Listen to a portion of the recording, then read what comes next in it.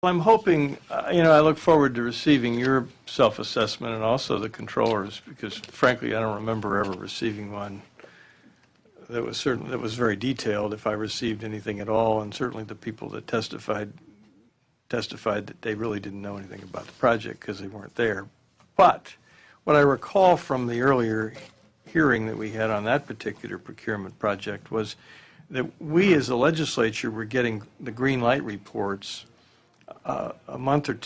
only a month or two before bad things happened. And I'd be interested in your self-assessment to see if you had folks embedded in the process, were they being told that it was a green light project when instead, at the very least, it should have been a yellow light project or a red light project? And if so, where the breakdown in the information flow occurred, not to point fingers, but just to make sure that we fix the problem on a go-forward basis. Can we talk, and I realize the hour is getting late, and you have been very, very tolerant, sir, given your position and the things that you have to do around here. Can we talk a little bit about qualitative versus quantitative analysis of bids? We touched on it earlier. It was certainly part of the task force recommendation at 13. And the fear of bid protests, and whether that's a culture in California that we need to address. Sure. So I guess what I would say is we do currently, both us and the Department of General Services, use both types of analysis and assessments in evaluating proposals. I guess what I would call in the quantitative part of it is looking at things as simple as, how much does it cost, and how do you compare the cost of this bid versus that bid. But beyond that, we also look, and I guess what I would also factor in there is compliance with the administrative side of a procurement. There's certain things that vendors are required to do as part of just the process of submitting a procurement. But beyond that, we also look at evaluations of the technology that they're proposing or the technical solution. And from the qualitative aspects of it, we do today look at the qualifications and track record of not only the companies that are bidding, but also the staff that they propose. We'll lay out a set of criteria that they'll have to submit or they'll have to comply with. So we look at that as well. As I mentioned, we're working at how do we also factor in past performance into the actual evaluation, where they actually either get points or lose points in the evaluation of the bid, so that we can incent better performance, and specifically better performance on California contracts. That part we don't have all the way figured out yet. We do have a work group working on that. But I would say in the next couple of months we'll at least have something that we can pilot and test out. But we do today use both qualitative and quantitative aspects. And this may be an area where you need statutory revision.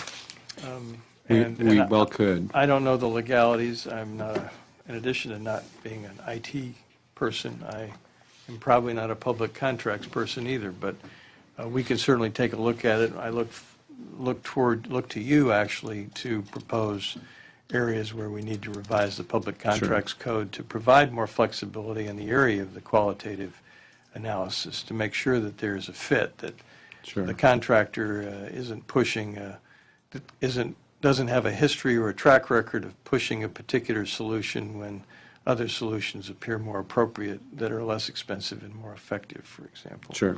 What about the contract management office concept that the task force folks spoke about this afternoon? Sort of a centralized operation, where sort of a contract HQ.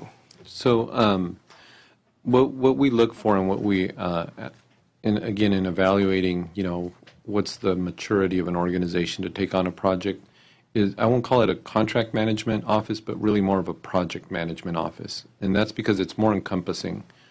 Contract management would certainly be part of it, having a dedicated manager managing the contract and making sure that not only the vendor but the state performed to what the requirements of a contract. An example of that might be, per the contract, a vendor is required to deliver a deliverable within a certain time frame. But it also may require that the state has so many days or such a period of time to review and make comments and get back to the vendor with a thumbs up or a thumbs down. A lot of times state departments fall down on that, and they start managing outside of what the requirements of the contract are.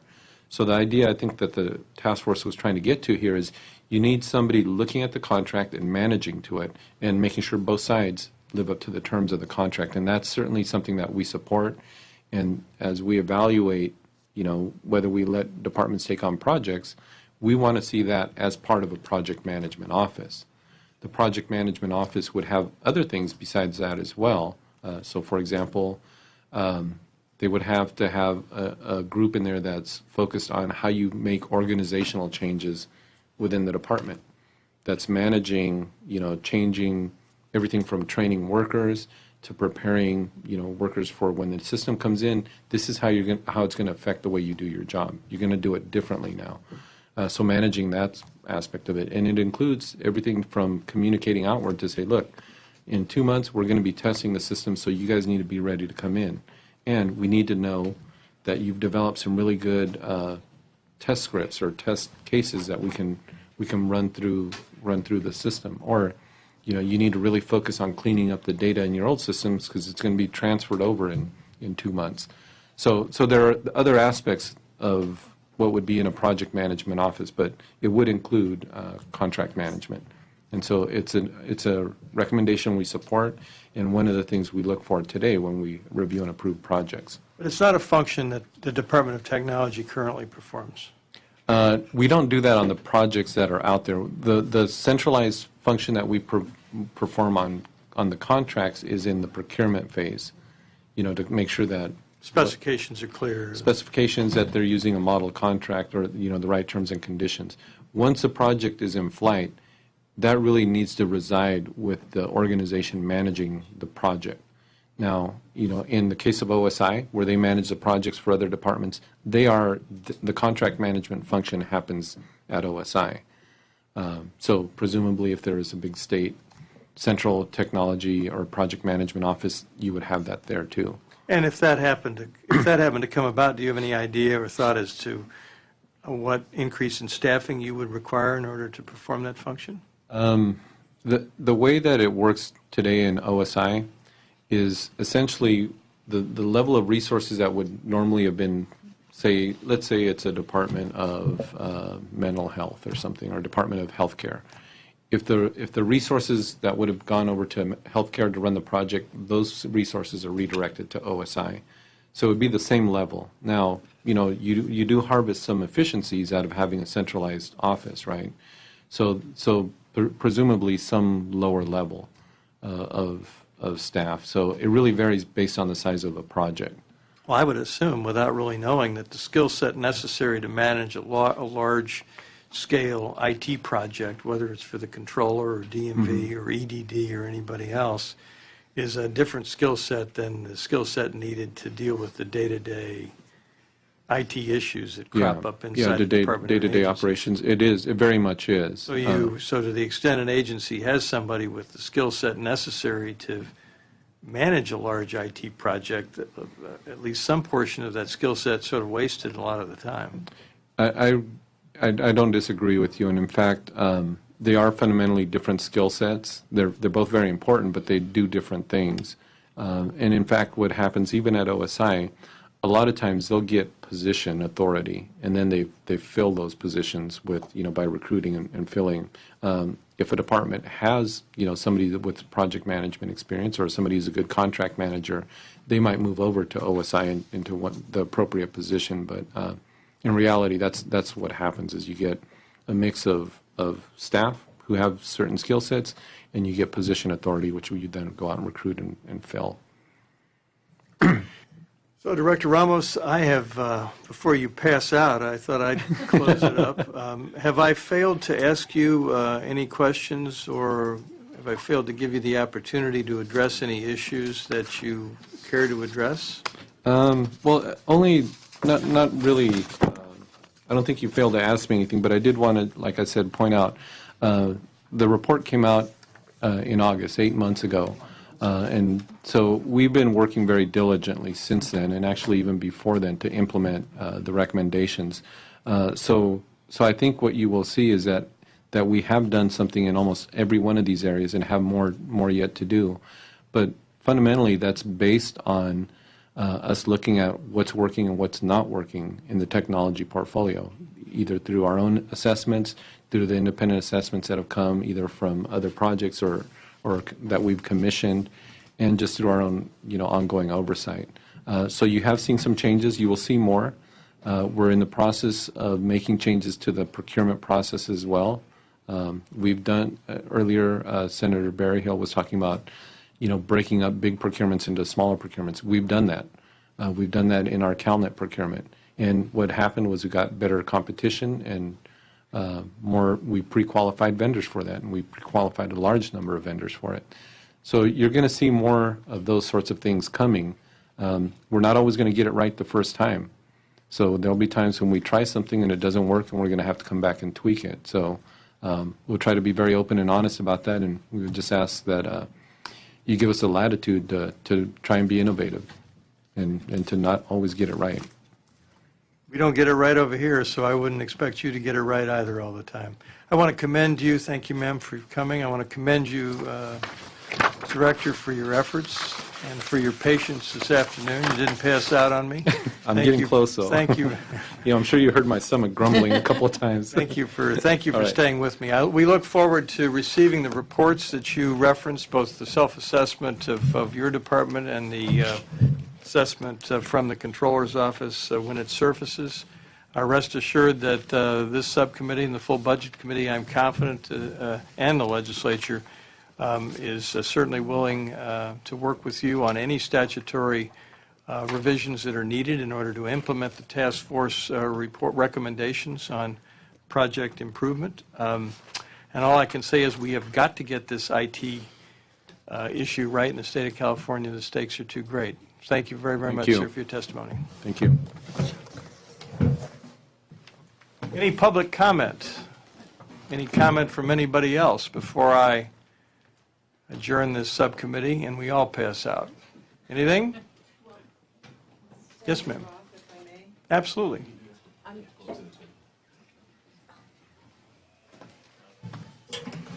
Senator Roth and staffers, I'm Jan Ross. I'm the Chief Information Officer from the State Controller's Office. Thank you for attending. And I appreciate the fact that it's been a very long day for you, and I certainly don't want to belabor it, but we have taken a great deal of time to do our own inward look at lessons learned relative to the recommendations made by the task force. And Carlos Ramos was correct when he said that we had submitted a preliminary assessment to your staff, and that was last summer.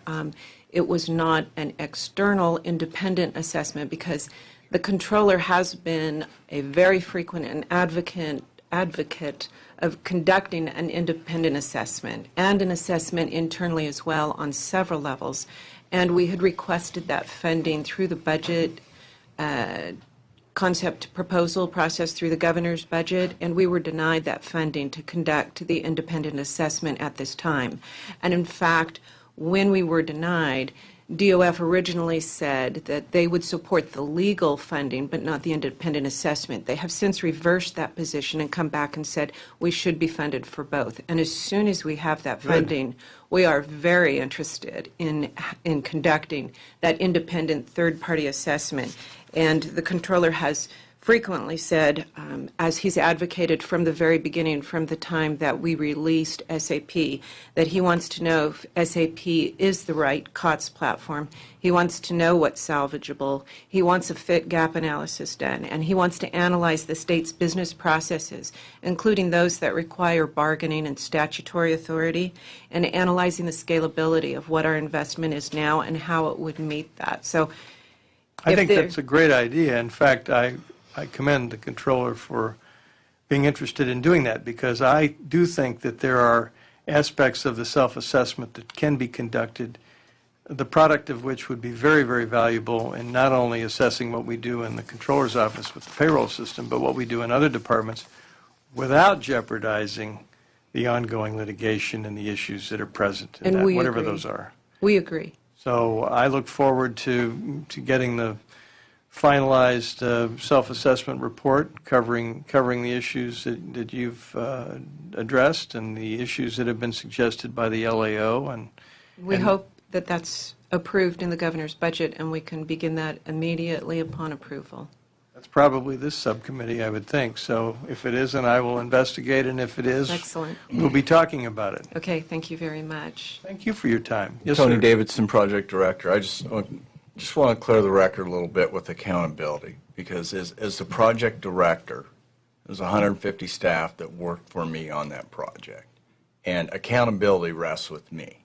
You weren't around, though. I wasn't around from the outset, but I've been here for the last 2 years, and so if I could just explain briefly what I went through, and I'm glad that Director Ramos had shared that his staff were embedded in the project, both his staff, his independent oversight, as well as independently contracted IB&B. Those folks had free access to anyone on my staff and the vendor staff and any meeting where the state and the vendor met at. So they sat in on everything. They also reported directly to our steering committee as well as our project management. So if issues arose, they were addressed all the way up to our steering committee, sometimes not to the satisfaction of everyone involved, but we would go back to our contractor. And if SAP addressed the issues to the satisfaction of project management, then we moved forward. With regard to going forward on the project, after testing, before we went live, there were 322 separate go-live items that we'd been tracking. Okay, 99% of those were green and ready to go from both our customers and our business partners, and we went through reviews of that at the project level, and then at the executive project level, and then at the steering committee. And Director Ramos was there as a non-voting member, as well as IB&V in the independent oversight. At that time, we were green-lighted to go forward. I had no objective information that I could say, stop, this project should not go forward.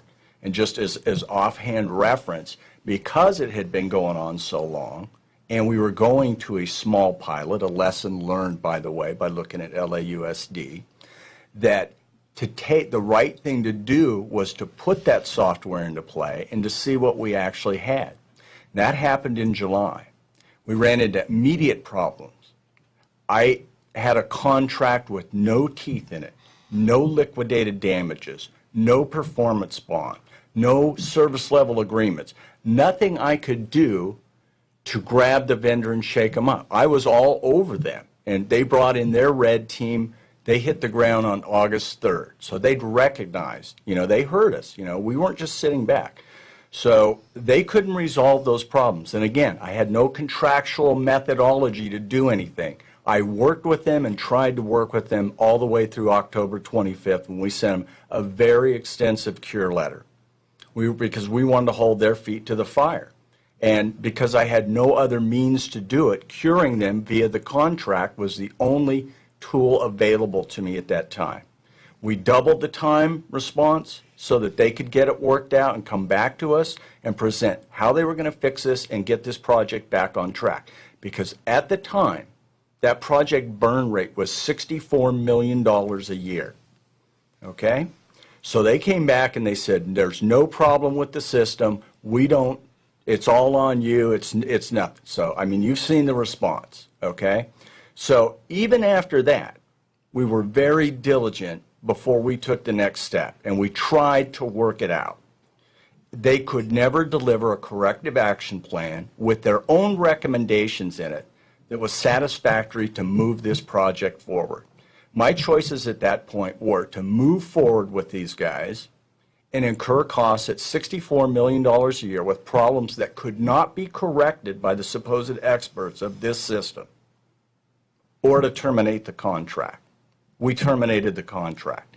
Even after terminating that contract, that went all the way through February 8th. So from November 30th to February 8th, they still couldn't correct it after they knew they were in serious trouble.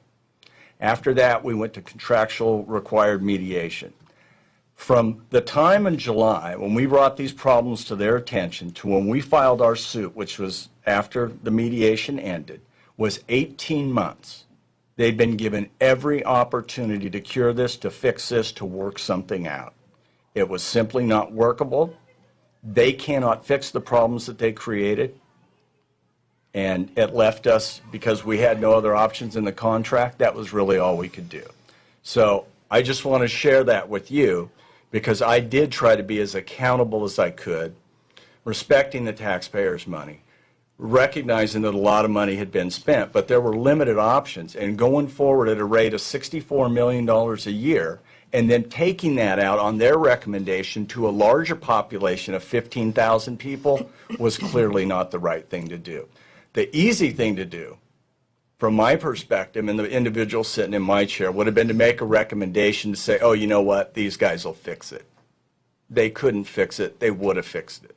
So I just wanted to share that with you, Chairman. Well, and I don't know, hopefully I didn't say anything any time at any of these hearings to suggest that I'm a defender of your contractor. I think, though, that you have highlighted a few issues that really need to be worked out in a lessons learned session. It's very difficult to do a lessons learned review from the dais in a subcommittee hearing. It's really not the appropriate place to do it. We're not the appropriate people to do it because we don't understand. We weren't on the ground. I'm not an IT person. That's why I depend on you in the Controller's office. I depend on the Department of Technology. I depend on consultants that you bring in, people like the task force folks, to sit down at a table and sort of work out lessons learned. So I'm comforted by the fact that the Controller intends to do that. I look forward to receiving the report. I know you'll be participating. You referenced some very interesting points on contract provisions that didn't allow you the appropriate tools to enforce your contract, to bring about corrective action, to ensure appropriate response and contract performance on the part of a contractor. I think that's what the task force people are sort of talking about. So hopefully you will get the, I'm sure you already have it, the task force report. You'll sit down with the appropriate people and at some point have the kind of conversation that gives us a list of what I call lessons learned. Doesn't matter what happened, who did it, who didn't do it, but lessons learned so we can distribute it across the board in California to departments and agencies, deleting the names to protect the innocent, but to say, listen, when you're doing one of these things, as long as we have a decentralized IT procurement process in the state of California in terms of the actual project, here's what you need to be careful of. And it's a shame that somebody has to be the one to learn the lessons, but that's how it always is for all of us, regardless of your field.